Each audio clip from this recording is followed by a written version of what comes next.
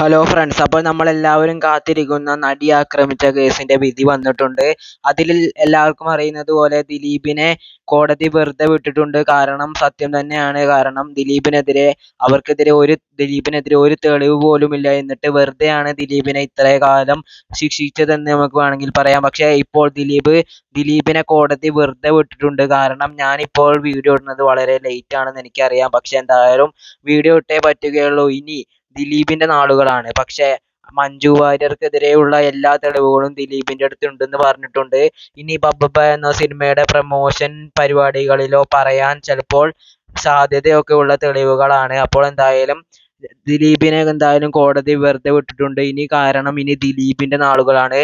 ദിലീപിന്റെ പഴയ പദവിയും സ്ഥാനവും ഒക്കെ തന്നെ എല്ലാം ഗംഭീരമായിട്ട് തിരിച്ചു പിടിക്കാനാണ് ദിലീപിനി വരാൻ പോകുന്നത്. അപ്പോൾ എന്തായാലും നമ്മൾ കാത്തിരിക്കുന്ന ബബ്ബ എന്ന സിനിമയുടെ ട്രെയിലർ ഇന്നും ഒരു അപ്ഡേറ്റ് വരും. ഇന്നൊരു 6 മണി ആകുമ്പോഴത്തേക്കും ഒരു അപ്ഡേറ്റ് വരും. നാളെ, അതായത് ചൊവ്വാഴ്ച ട്രെയിലർ വരുമെന്ന് പറഞ്ഞിട്ട്. ഇത് എൻ്റെ ഒരു ഊഹം മാത്രമാണ്. ഇത് സത്യമാകണമെന്നില്ല.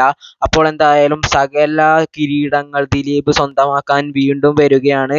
അപ്പോൾ ദിലീപിനെ കോടതി വെറുതെ വിട്ടിട്ടുണ്ട്. നിങ്ങളുടെ അഭിപ്രായം? ദിലീപിനെ കോടതി വെറുതെ വിട്ടു.